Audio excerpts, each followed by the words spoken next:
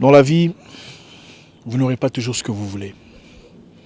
Vous n'aboutirez pas toujours à vos objectifs. Vous n'atteindrez pas toujours vos fins comme vous l'anticipiez.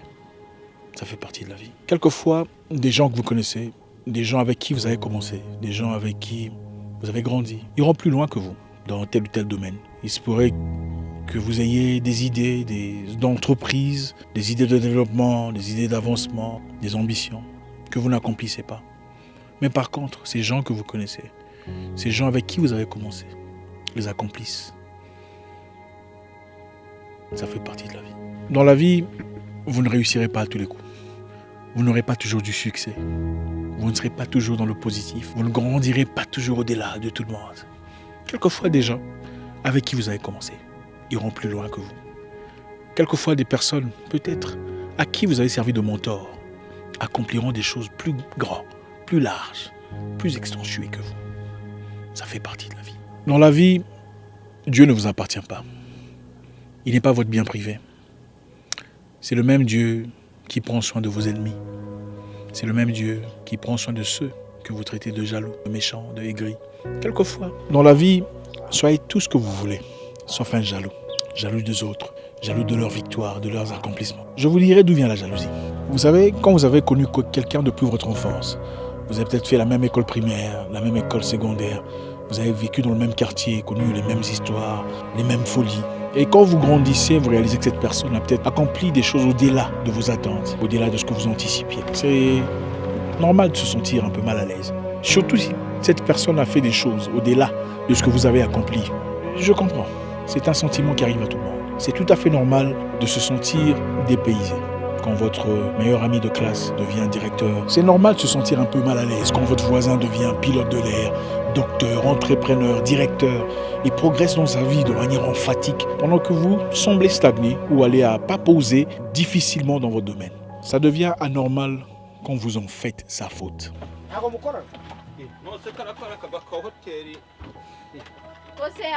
Ce n'est pas de sa faute si vous êtes en retard. Ce n'est pas de la faute de votre ami, de votre cousin, de votre voisin, de votre collègue de classe.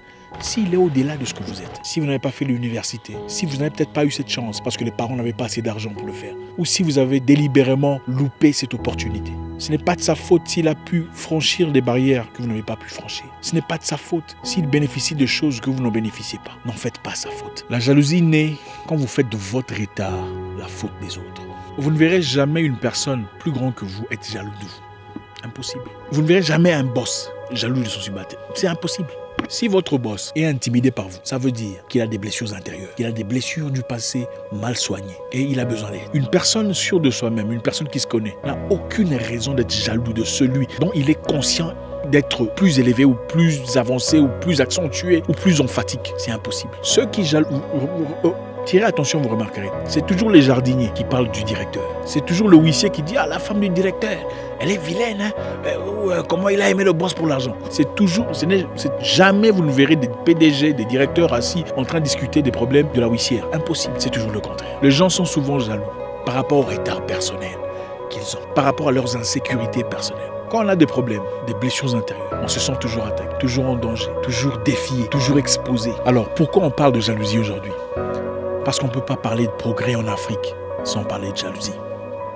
Écoutez, c'est normal d'être en retard dans tel ou tel domaine. C'est normal de voir ces poulains aller au-delà de ses capacités. Il y a des jeunes gens, des jeunes hommes qui sont venus dans le monde de sport, des gens que j'ai encadrés, mais qui aujourd'hui sont allés plus loin que moi je n'ai pu. C'est leur vie, c'est leur gain. Je ne peux pas être aigri, amer par rapport à leurs accomplissements. Même si il m'est aussi arrivé de fois de dire « Ah, il a accompli ce que j'aurais voulu accomplir. » Mais la meilleure position pour moi était de savoir qu'à côté de cela, il y a autre chose. Ces personnes pourraient peut-être être plus évoluées dans le monde de sport vis-à-vis de moi. Mais peut-être que mon don est aussi ailleurs, dans le business. Peut-être qu'ils ne sont pas assez doués que moi dans l'entrepreneuriat, dans les deals. Chaque humain a été doté d'une capacité particulière. Vous ne serez pas toujours le top de top ou dans tous les domaines, c'est impossible. Sachez que chacun a sa saison. Chaque personne existante, tant qu'il respirera, aura sa saison de grandeur. Ça ne sert donc à rien de s'interposer, de s'élever, de barrer la route à une personne qui brille sans difficulté. La saison de chacun commence. La saison de chaque humain se termine. La vie n'est qu'une succession de saisons, je l'ai dit dans le passé. Il y a l'été, il y a l'hiver, le printemps, l'automne. L'été, c'est quand les choses vont très bien. L'argent coule à flot, le business marche bien, la famille va bien, on est en bonne santé. L'hiver, comme vous pouvez l'anticiper, c'est quand les choses ne marchent pas. Quand rien...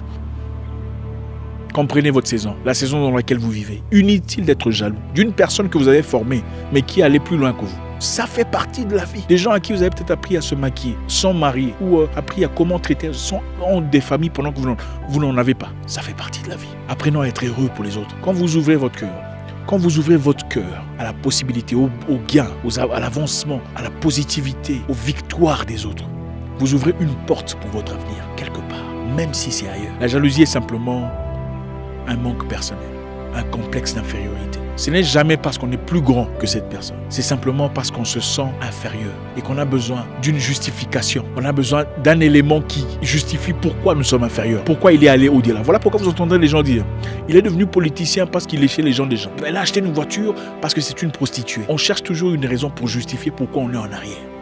Soyez content pour cette personne, même si elle le fait dans la prostitution. C'est sa vie.